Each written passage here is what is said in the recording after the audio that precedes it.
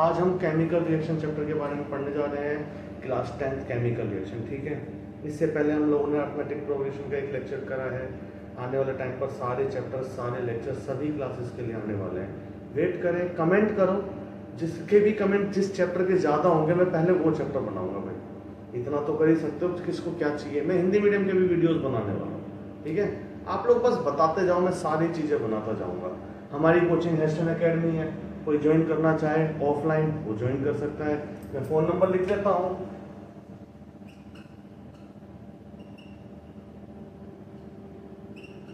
इस फ़ोन पर अगर आप व्हाट्सएप पर पहले मैसेज डालें, क्या डिमांड है, क्या कंडीशन है, आप ज्वाइन करने के लिए पूछ सकते हो।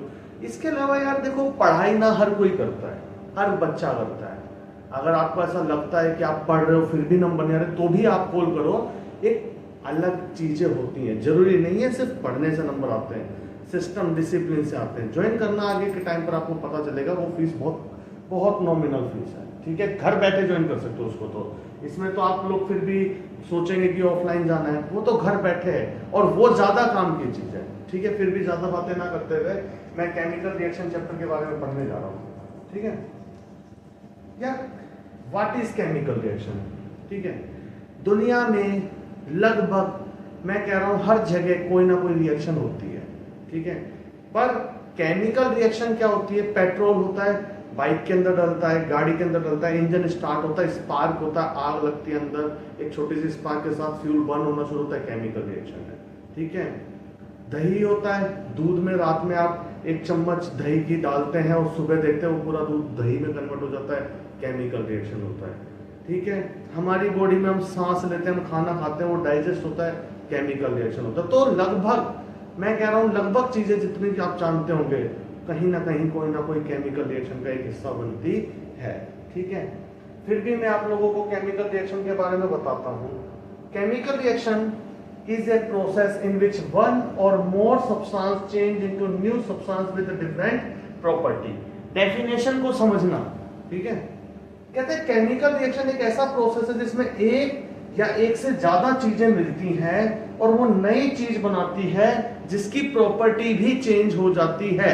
मैंने 3 एग्जांपल दिए, मैं तीनों एग्जांपल को समझाता हूं। पेट्रोल था, अगर आप पेट्रोल को समझेंगे तो पेट्रोल का फॉर्मूला कुछ और ही होता है, पर मैं इसको पेट्रोल लिखता हूं आप लोगों के इजी उसके लिए समझने के लिए। पेट्रोल को आप लोग जब बर्न करते हो तो वो किस में चेंज हो जाता है?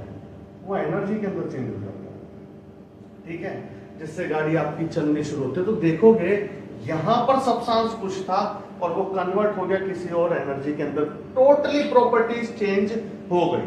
ठीक है, आप लोगों ने रात में मिल्क था, मिल्क के अंदर 1 स्पून कर्ड को डाला, 1 स्पून कर्ड को डाला और आपका बन गया टोटल कर्ड। अब आप देखो मिल्क जो होता है वो लगभग न्यूट्रल नेचर का होता है, उसका पीएच लगभग 7 के पास में होता है, पर जो कर्ड होता है वो आपका हल्का सा और एसिडिक नेचर की तरफ शिफ्ट हो जाता है। तो आप समझना मेरी बात को कि हर चीज जब भी केमिकल रिएक्शन में आती है ना, तो वो कहीं ना कहीं अपनी प्रॉपर्टी को चेंज कर देती है, उसकी प्रॉपर्टी चेंज होती है। कई बच्चे मेरी बैच के अंदर भी पूछते हैं, मजाक करते हैं, सर पानी को बर्फ में जमा दिया, क्या ये केमिकल रिएक्शन है? आप ये क्वेश्चन खुद से पूछो।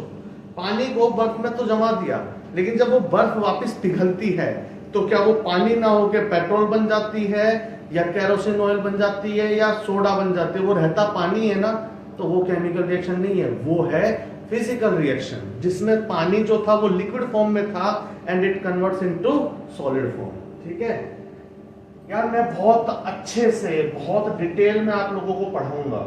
ऐसा नहीं है कि कोई चीटिंग होने वाली है इस चीज में कि बैच के अंदर कुछ पढ़ाया जाता है, यहाँ पे कुछ सेम चीज पढ़ाऊंगा, पर सिर्फ नोट्स और वीडियोस के थ्रू पढ़ाई होनी है ना, तो आप लोग भी जानते हो फिर ऐसे हर कोई पढ़ता है। तो सिस्टम को समझना, मैं बार बार आपको ये बोलूंगा और बोलता रहूंगा, सिस्टम में आना पड़ेगा नंबर लाने के लिए, और जानना है कॉल कर लेना।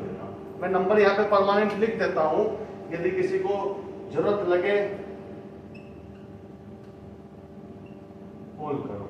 ठीक है, हम लोग बात करते हैं फिजिकल एंड केमिकल चेंज। अभी अभी मैंने पानी के बारे में बात बताई थी, पानी की बात बताई थी। तो सबसे पहले हम लोग केमिकल चेंज की बात करते हैं। केमिकल चेंजेस, वन और more new substance with new physical and chemical properties form. कुल मिला के फिजिकल चेंज तो केमिकल में आ सकता है, पर फिजिकल चेंज में केमिकल आए इसकी कोई गारंटी नहीं है। ठीक है, ये है फेरस आयरन, सॉरी ये आपका आयरन है, ये आपका हो गया कॉपर सल्फेट। ठीक है, अब एक बात बताओ, आयरन को कॉपर सल्फेट के साथ हम लोगों ने रिएक्शन करवा दिया, आयरन को कॉपर सल्फेट के साथ रिएक्शन करवाया तो प्रोडक्ट देखो क्या बना, FeSO4। ध्यान देना, ठीक है। ये नोट्स देखो मैंने कितनी आप लोगों के लिए चीजों से बनाए। मैं आप लोगों को कहना क्या चाह रहा हूं, जब ये कॉपर सल्फेट था ना तो इस सॉल्यूशन का कलर भी ब्लू कलर में था, सिंबल को भी मैंने ब्लू से रिप्रेजेंट कर दिया। ठीक है, जैसे ही रिएक्शन हुई आप देखो आयरन ने कॉपर को हटा के उसकी जगह पर खुद आ गया, that is called the chemical reaction. जब प्रोडक्ट्स, जब एलिमेंट्स चेंज हो जाते हैं और चेंज होके वो किसी और प्रोडक्ट को बनाते हैं, इसे हम लोग बोलते हैं केमिकल रिएक्शन। अब ना सिर्फ ये चेंज हुआ, इसका कलर भी चेंज हो गया और इस सॉल्यूशन का कलर किस कलर में आ गया, ग्रीन। और साथ में हमें जहां पहले आयरन अलग था अब वहां पे कॉपर अलग हो गया। इसे बोलते हैं केमिकल चेंजेस या केमिकल रिएक्शन। ठीक है, here when copper sulphate react with iron, जब कॉपर सल्फेट आयरन के साथ रिएक्ट करता है दो सब्सटेंस बनते हैं, जिसका एक का नाम होता है फेरस सल्फेट और एक का नाम होता है कॉपर। विद कलर मैंने आपको बता दिया, इसका कलर ब्लू होता है और इसका कलर ग्रीन होता है। ठीक है, अब आप देखो यहां पर ऊपर, यहां पर देखो, एक मिनट रुकना बच्चा। ठीक है, यहां पर आयरन नेल मतलब लोहे की कील, लोहे की कील को मैंने किस में डाल दिया, कॉपर सल्फेट के सॉल्यूशन में। कलर क्या था, ब्लू। रिएक्शन हुई और ये कॉपर सल्फेट आयरन, ये चेंज, आयरन जो हमने डाला वो तो रिएक्ट हो गया और हमें मिल क्या गया, कॉपर। मतलब इस प्रोसेस के थ्रू आप लोग कॉपर को अलग कर सकते हो, घर पे भी कर सकते हो यदि आपके पास ये आइटम्स अवेलेबल हो। ठीक है, तो केमिकल चेंजेस हम पढ़ चुके हैं। अब हम लोग पढ़ने जा रहे हैं फिजिकल चेंज। ये चैप्टर का हिस्सा नहीं है मगर समझाना जरूरी होता है कि अंतर क्या होता है केमिकल में और फिजिकल में। ठीक है, चेंज इन कलर और state occurs but no substance is form.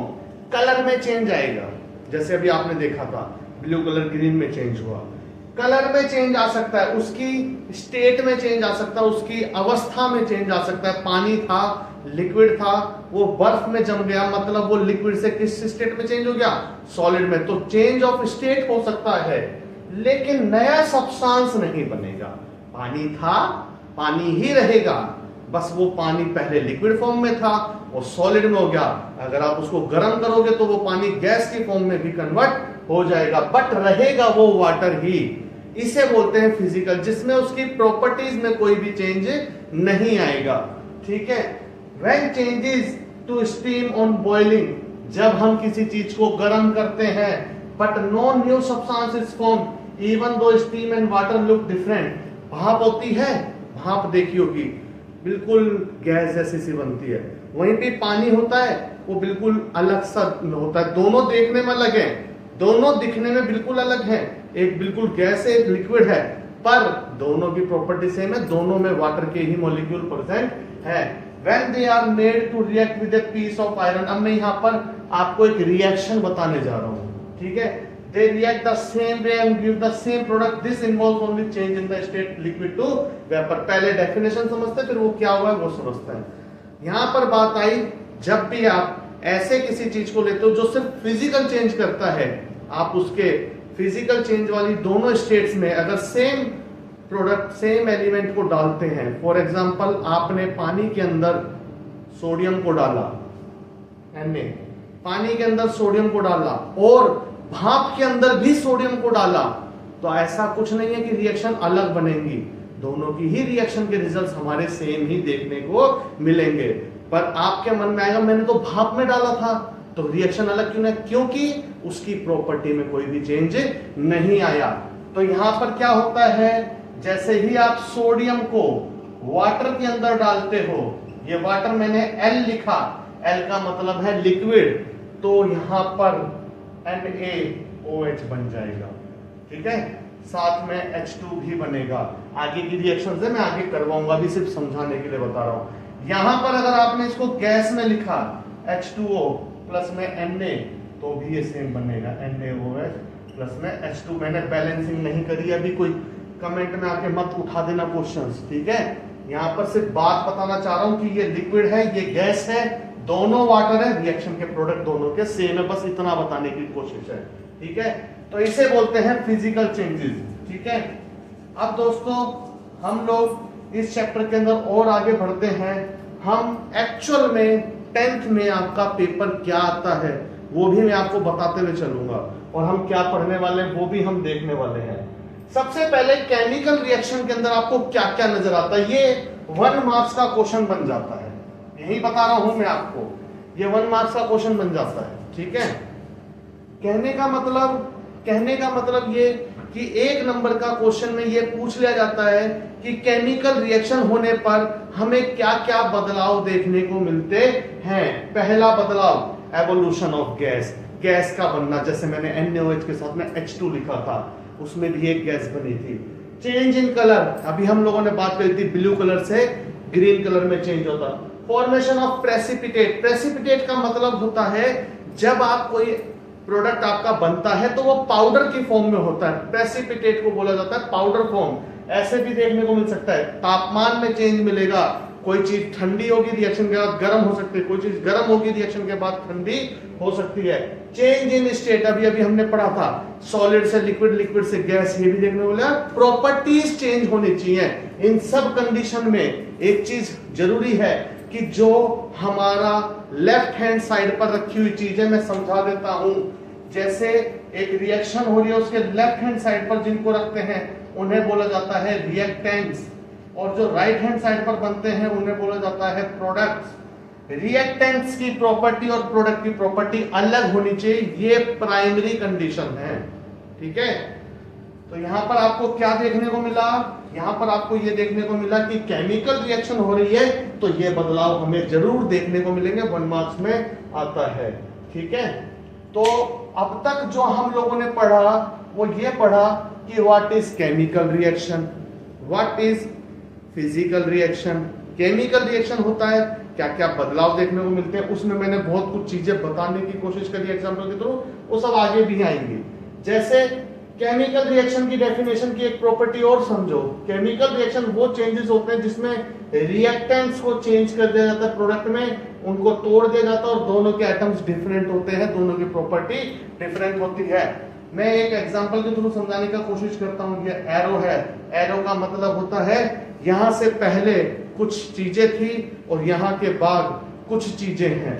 इसे हम लोग लेफ्ट हैंड साइड मानते हैं, इसे हम लोग राइट हैंड साइड मानते हैं। लेफ्ट हैंड साइड की चीजों को रिएक्टेंट्स बोला जाता है और राइट हैंड साइड की चीजों को प्रोडक्ट बोला जाता है, ठीक है। तो जिसमें रिएक्टेंट्स चेंज हो जाते हैं, रिएक्टेंट चेंज हो जाते हैं प्रोडक्ट के अंदर। अब ये जो प्रोडक्ट है ना, इनके अंदर जितने एलिमेंट्स हैं, जैसे अभी मैंने आपको एक एग्जांपल दिया था, मैंने आपको बताया था आयरन ने जब कॉपर सल्फेट के साथ रिएक्शन करा था तो क्या बना दिया था, फेरस सल्फेट, और कॉपर को अलग कर दिया था। तो यहां पर आप देखोगे तो यहां पर एलिमेंट्स इंटरचेंज हो गए, ये अकेला हो गया। इस प्रकार से एटम्स में चेंजेस नजर हमें देखने को मिलते हैं केमिकल रिएक्शन में, ठीक है। केमिकल रिएक्शन के टाइप्स क्या होते हैं बच्चों?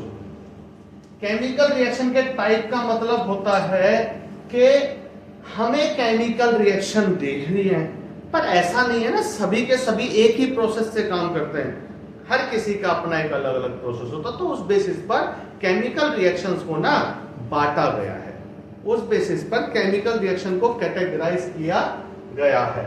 ठीक है,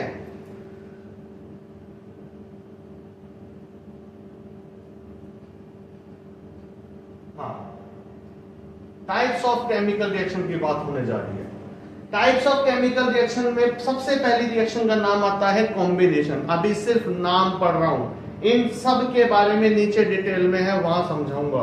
पहली टाइप ऑफ रिएक्शन होती है कॉम्बिनेशन, दूसरी होती है डिकम्पोजिशन, तीसरी होती है सिंगल डिस्प्लेसमेंट, चौथी होती है डबल डिस्प्लेसमेंट। सिंगल डिस्प्लेसमेंट में सिंगल ना भी लगाओ, डिस्प्लेसमेंट बोलो तब भी चलेगा। उसके बाद redox reaction, endothermic, exothermic, precipitation, neutralisation, सभी की सभी नीचे समझाऊंगा। आप सिर्फ टाइप ऑफ रिएक्शन पढ़ लो, इतनी टाइप की होती है, और ये 10th बेस पर है, आगे बढ़ोगे टाइप और भी बढ़ जाते हैं। ठीक है, तो सबसे पहले हम लोग कॉम्बिनेशन रिएक्शन के बारे में पढ़ेंगे। अच्छा, हाँ, अब देखो बच्चों, ये तो आपने पढ़ लिया टाइप ऑफ रिएक्शन क्या होती है ना, पर आप इस बात को समझना, रिएक्शन को लिखना आना चाहिए आपको। ठीक है, वो पेज मैंने आपको सिर्फ नाम बताने के लिए बताया है। अब मैं आप लोगों को इस चैप्टर का ना एक बेस बताने जा रहा हूं। बेस मतलब अगर आप गाड़ी खरीदते हो तो गाड़ी में आप सब कुछ लगा लो, टायर नहीं लगाओगे ना, गाड़ी चलेगी नहीं। ये टायर है, ये जो मैं समझाने जा रहा हूं। ठीक है, इस चैप्टर का टायर है। जब तक ये नहीं आएगा ना, समझ लो इस चैप्टर का वैल्यू नहीं है। इस चैप्टर की छोड़ो, पूरे केमिस्ट्री की कोई वैल्यू नहीं है। इसके ऊपर एक अलग वीडियो और आएगा, इसको हम लोग नाम देने जा रहे हैं बैलेंसिंग ऑफ केमिकल रिएक्शन। देखो यार, कमेंट में सपोर्ट करो, बताओ, अच्छा लगेगा, हम भी बनाएंगे। आपको क्या नहीं आता पूछ लो, मैं अपनी तरफ से जो मुझे लगता है बच्चे जहां जहां फंसते हैं उनके अलग अलग वीडियोस जरूर बनाऊंगा। ये इस चैप्टर का सबसे इंपॉर्टेंट हिस्सा है। इसका एक हेडिंग का नाम बता दिया, बैलेंसिंग करने का है। ठीक है, अब बैलेंसिंग करने से पहले आपको ये तो पता होना चाहिए ना रिएक्शन क्या है, उनके सिंबल्स क्या हैं, उनके नाम क्या हैं, तभी तो आप बैलेंस करोगे। आपको एक बात बताओ, आपको एक घर में जाके बोला जाए कि घर के अंदर सारी चीजें अरेंज कर दो, तो बिखरी चीजें अरेंज तो तब करोगे ना जब घर मिलेगा। सेम चीज यहां पर आती है, बैलेंस तो तब करोगे ना जब रिएक्शन मिलेगी। तो रिएक्शन बनाने के लिए जो सबसे पहला हमें कदम मिलता है वो मिलता है वर्ड इक्वेशन।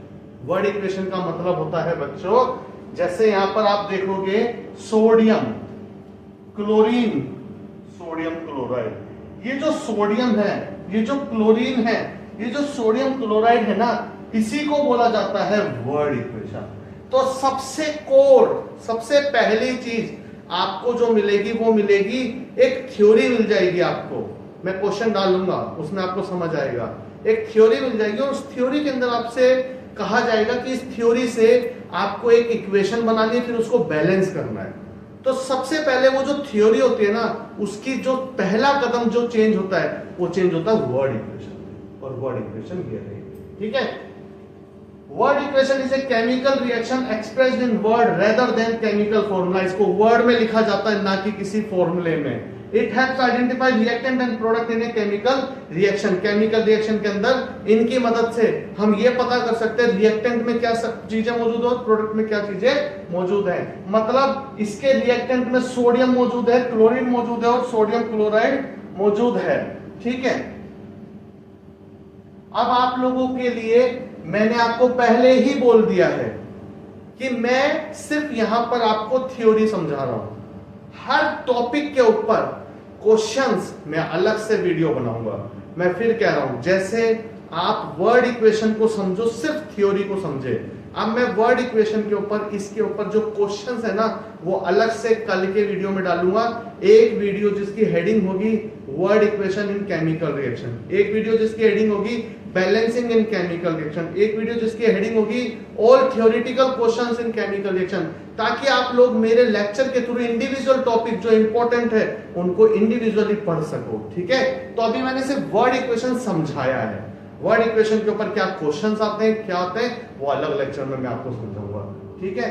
मैंने आपको जैसा पहले बोला था इस चैप्टर की टायर है वो है बैलेंसिंग है। मैं बैलेंसिंग समझा देता हूं, मैंने फिर बोला है, बार बार बोल रहा हूं, ऐसा मत सोचना कि आपको कोई क्वेश्चन देखने को मिलेगा। हर क्वेश्चन आएंगे और इतने आएंगे ना बहुत अच्छा लगेगा। पर देखो यार, मुंह पर कह रहा हूं ये बात, एनसीईआरटी में से आपको कुछ भी नहीं छोड़ने वाला हूं मैं। पेपर के अंदर क्या आता है उसके लिए तो कॉल करिए, बताएंगे। उसके लिए तो आपको ज्वाइन करना पड़ेगा। आप चाहे तो हमारे असाइनमेंट खरीद लो, आप चाहो तो हमारी मेंबरशिप ले लो। पर यार हर चीज पूरी तरीके से तो मैं फ्री ऑफ कॉस्ट तो नहीं दूंगा। मैं सीधे कह रहा हूं, मैं आपको बहुत अच्छा पढ़ा दूंगा, एनसीईआरटी के सारे क्वेश्चन समझा दूंगा। और मैं इतना कह रहा हूं, जो बच्चा मेरे वीडियो से भी पढ़ लेगा ना 100 में से 90 तो वो तब भी है। ठीक है। Balancing of chemical reaction, conservation of मास। समझना, conservation of mass 9th class में आपने पढ़ा था ना कि कोई भी चीज कभी भी खत्म नहीं होती है, वो सिर्फ अपनी जगह बदल देती है, वही चीज है। Law of conservation of mass, no atom can be created और डिस्ट्रॉयड। 9th में पढ़ा था, कोई भी एटम ना तो बनाया जा सकता ना मिटाया जा सकता। नंबर ऑफ एटम ऑफ हर एक एलिमेंट रिएक्टेंट साइड के जो होंगे उतने ही number of atoms product side में भी मौजूद होंगे। इसको एग्जांपल देके समझाता हूं। यहां पर आपने पढ़ा C+O2, आपकी रिएक्शन बन गई CO2। मतलब रिएक्टेंट साइड में कार्बन के कितने एटम हैं? 1। और प्रोडक्ट साइड में भी कार्बन के कितने एटम हैं? 1। ऑक्सीजन के कितने एटम हैं? 2। ऑक्सीजन के कितने एटम हैं? 2। मतलब रिएक्टेंट में कार्बन अगर 1 था तो प्रोडक्ट में भी कार्बन की संख्या 1 ही होगी। आप लोग ये क्या बता रहे हो? ये तो हमें भी पता है। मैं आपको कुछ ऐसी इक्वेशन देता हूं जिनसे आपको एहसास होगा कि आपको बैलेंसिंग की जरूरत क्यों पड़ती है। ठीक है। मैं आप लोगों को एक बार ऊपर करता हूं। पहले मैं आप लोगों को यहां पे दिखाता हूं। In other word, the total mass of the product form in chemical reaction is equal to the total mass of the reactant in a chemical reaction. ये पेज हटाना चाह रहा हूं, नीचे रिएक्शन लिखी हुई है वहां से बताता हूं। नीचे ऊपर करो।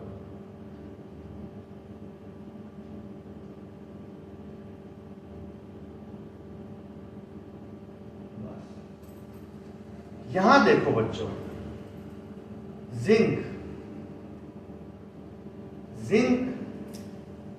ये कितने हैं? 1। ये भी कितना है? 1। H2 जगह चेंज हो गई ना। जिंक जो था वो SO4 के साथ आके जुड़ गया, SO4 के साथ आके जुड़ गया और H जो है वो अलग हो गया। पर क्या ये चीज जिंक के एटम्स की संख्या को बदल देगी? नहीं। जिंक के एटम की संख्या जितनी लेफ्ट हैंड साइड पर है या जितनी रिएक्टेंट के साइड पर है उतनी ही संख्या आपको प्रोडक्ट के साइड पर भी देखने को मिलेगी। जिंक यहां पर 1 था, यहां पर भी 1 है। H यहां पर 2 था, यहां पर भी 2 है। इंडिविजुअल S हर एक एलिमेंट को गिनना होता है।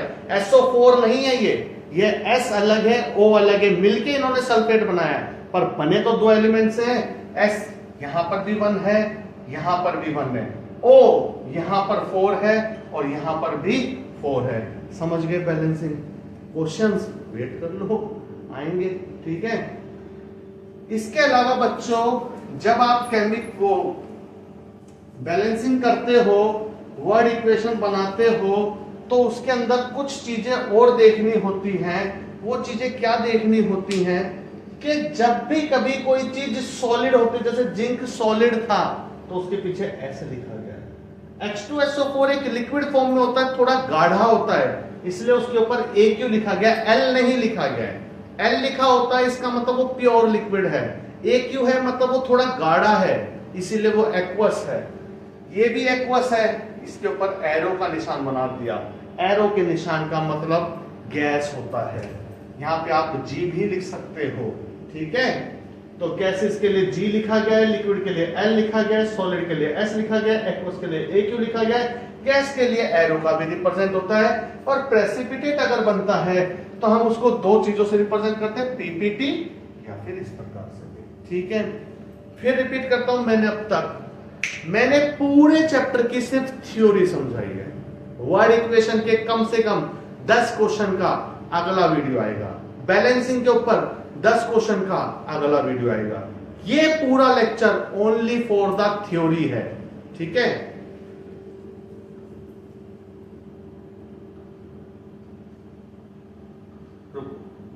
अभी हम लोगों ने पढ़े थे टाइप्स ऑफ केमिकल रिएक्शन, उसके बाद हम लोगों ने पढ़ा what is balancing, what is word equation. अब मैं आप लोगों को इस चैप्टर की जो थ्योरी के क्वेश्चंस आते हैं वो बताता हूं। पहले मैं इस चैप्टर का एक छोटी सी चीज और आप लोगों को समझा देता हूं। देखो इस चैप्टर से जो क्वेश्चंस बनते हैं ना वो कैसे बनते हैं। इस चैप्टर का एक क्वेश्चन बनता है कि आपको एक स्टेटमेंट दे दी जाएगी बड़ी सी, उससे आपको सबसे पहले बनाना होगा वर्ड इक्वेशन। नंबर 2 पे उससे आपको बनानी होगी सिंबल इक्वेशन। नंबर 3 पे उसको आपको करना होगा बैलेंस। तब जाके ये क्वेश्चन कंप्लीट होगा। एक क्वेश्चन ऐसा आता है, इसके 10 क्वेश्चंस का वीडियो आपको कल मिल जाएगा जिसमें बैलेंसिंग भी आ जाएगा, ठीक है। एक क्वेश्चन आता है इसमें थ्योरी बेस्ड, तो जो आज का लेक्चर चल रहा है वो सिर्फ थ्योरी बेस्ड चल रहा है, क्योंकि ये जो चीजें हैं ये क्वेश्चंस हैं।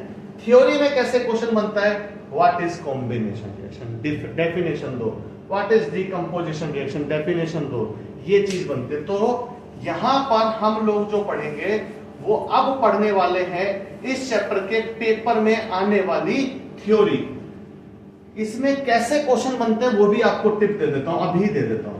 सीधे एक 5 नंबर का क्वेश्चन आ जाता है। पहले आते थे, अब क्या है बच्चे रट लेते हैं, तो इनको थोड़ा सा गवर्नमेंट ने कम कर दिया सीबीएसई में देना, पर देने के टाइम पे मूड आया तो दे देंगे। सीधे आपको एक 5 नंबर का क्वेश्चन आएगा, define combination reaction, single reaction, redox, endothermic, decomposition, any type of 5 names दे देंगे। आपको उसमें क्या करना होगा, पहले उसकी थ्योरी बतानी होगी, थ्योरी के बाद उसका एक एग्जांपल देना होगा, फिर उसके बाद उसकी एक रिएक्शन लिखनी होगी, तब जाके आपको वो 5 नंबर के क्वेश्चन में 1 नंबर मिलेगा। ऐसे क्वेश्चंस पूछ दिए जाते हैं। तो सबसे पहली रिएक्शन हम ऑलरेडी पढ़ चुके हैं, chemical reaction, decomposition reaction, displacement, double displacement, redox, endothermic, ये सब चीजें। कॉम्बिनेशन रिएक्शन के बारे में पढ़ने जा रहे हैं। पहला थ्योरेटिकल क्वेश्चन, ठीक है, theoretical question based, balancing, word equation, अलग लेक्चर। कॉम्बिनेशन रिएक्शन वो रिएक्शन होती है जिसमें 2 या 2 से ज्यादा एलिमेंट मिलकर एक कंपाउंड बनाते हैं और वो 2 कंपाउंड मिलकर एक सिंगल प्रोडक्ट बनता है। H2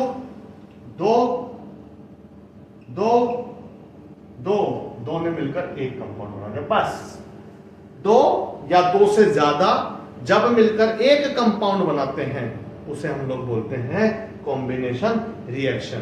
पेपर में आएगी तो पहले डेफिनेशन लिखो, डेफिनेशन लिखने के बाद उनकी एक रिएक्शन लिख दो, आपको पूरे नंबर मिल जाएंगे, ठीक है। अब इसको कैसे करा गया है, एलिमेंट और एलिमेंट ने मिलकर एक कंपाउंड में। सबसे पहले 9th में आपने पढ़ा होगा डिफाइन एलिमेंट और पढ़ा होगा व्हाट इज कंपाउंड। अगर नहीं पढ़ा तो मैं थ्योरी जल्दी से समझा देता हूं। एलिमेंट होता है जो सिंगल होता है। यहां पर आप देखो H2 सिंगल है, H के साथ कोई और एलिमेंट मौजूद नहीं है, Cl सिंगल है, कोई और नहीं है। इनके भले ही एटम की संख्या 2 हो जाए, 4 हो जाए, पर ये है सिंगल, O सिंगल है, लेकिन H के साथ Cl है, मतलब ये 2, ये कंपाउंड।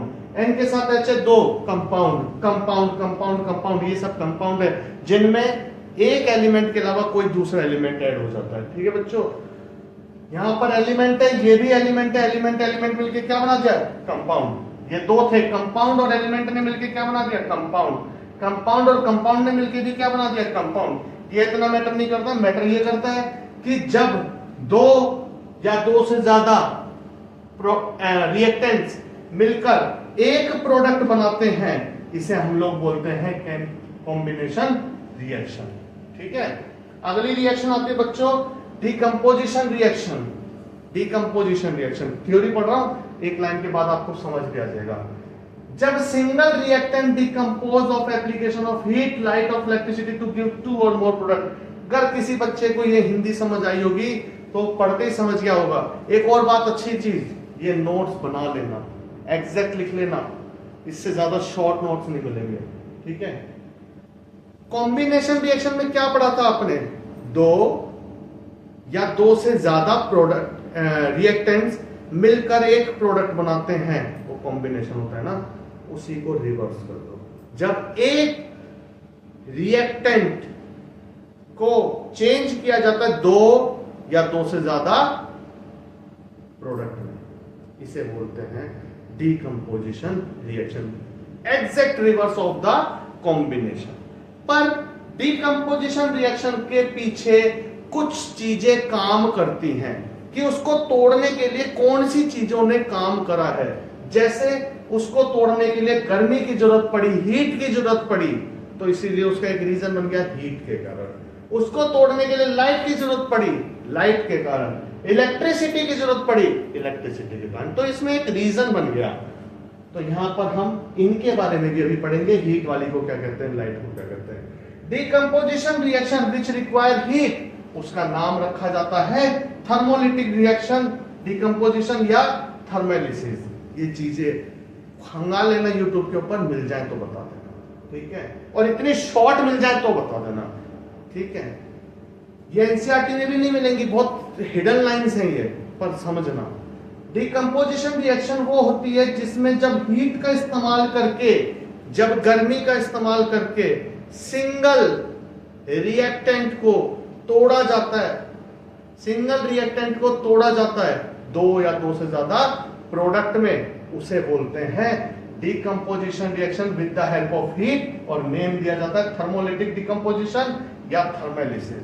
यहां पर एक एग्जांपल है कि हमने एक हीटर बर्नर रखा, एक टेस्ट ट्यूब ली, उसके अंदर मरकरी ऑक्साइड डाल दिया, कंपाउंड है, मरकरी और ऑक्साइड को मिलाकर बनाया गया, इसलिए उसका नाम मरकरी ऑक्साइड है। आपने जैसे ही इसको हीट करा, मरकरी ऑक्साइड टूट गया, मरकरी अलग हो गया और ऑक्सीजन अलग हो गया। तो क्या ये दो प्रोडक्ट में टूटा? हाँ। क्या ये सिंगल प्रोडक्ट था? हाँ। अगर ये ऐसे टूटता है तो हम लोग इसको बोलते हैं decomposition reaction with the help of heat, thermolysis, ठीक है, और थर्मोलिटिक डीकंपोजिशन। अगला, जब हम लाइट की मदद से यही रिएक्शन करते हैं, जब हम लाइट की मदद से यही रिएक्शन करते हैं, तो वो रिएक्शन कहलाती है फोटोलिसिस या फोटोलिटिक डीकंपोजिशन। इसमें आप देखोगे H2O2, इसका नाम क्या होता है? कोई बच्चा इसका कमेंट में नाम बताओ, मैं अगले लेक्चर में इसका नाम आपको बता दूंगा। मेरे को पता है, मैं चाहता हूं यार आप लोग भी थोड़ा सा इंटरेस्ट लो। और उसने तोड़ के क्या बना दिया? H2O। O की संख्या देखो, यहां पर H2 थे, O2 थे, लेकिन यहां पर H2 है और O सिर्फ एक हो गया। इसीलिए ये भी सिंगल रिएक्टेंट टूट गया दो में, वाटर और ऑक्सीजन अलग हो गया। ये किसकी मदद से हुई? ये लाइट की मदद से हुई है, ठीक है। ऊपर कर दिया जाए। अब हम लोग पढ़ने जा रहे हैं इसी का थर्ड पार्ट, जब इलेक्ट्रिसिटी की मदद से ये रिएक्शन की जाती है। ये बैटरी है, यहां से इलेक्ट्रिसिटी दी गई है, ये दो टेस्ट ट्यूब्स हैं, एक का नाम एनोड है, एक का नाम कैथोड है। एनोड नेगेटिव होता है, कैथोड पॉजिटिव होता है। जैसे ही लाइट पास हुई, एक रिएक्शन होनी शुरू हुई। यहां पर आप लोग रिएक्शन को देखोगे तो यहां पर लिक्विड वाटर जो था, ये वाटर आपका H2 में और O2 में चेंज हो गया। वाटर को हम लोगों ने इलेक्ट्रिसिटी की मदद से उसको चेंज कर दिया, हाइड्रोजन के मॉलिक्यूल अलग कर दिए और ऑक्सीजन के मॉलिक्यूल अलग कर दिए। इसे बोला जाता है decomposition reaction with the help of electricity, नाम दिया जाता है इलेक्ट्रोलिटिक डीकंपोजिशन। बच्चों, क्या ये जो मैं पढ़ा रहा हूं, ये आप लोगों को समझ आया? तो जवाब है हाँ आया। क्या ये पेपर में आएगा? जवाब है हाँ आएगा। पर ये किस प्रकार से पूछा जाएगा, क्वेश्चन कैसे आएगा, ये बहुत बड़ा मैटर है, ठीक है। आज का लेक्चर मैं अभी यहीं रोक रहा हूं, अगले लेक्चर में मैं आप लोगों को डिस्प्लेसमेंट रिएक्शन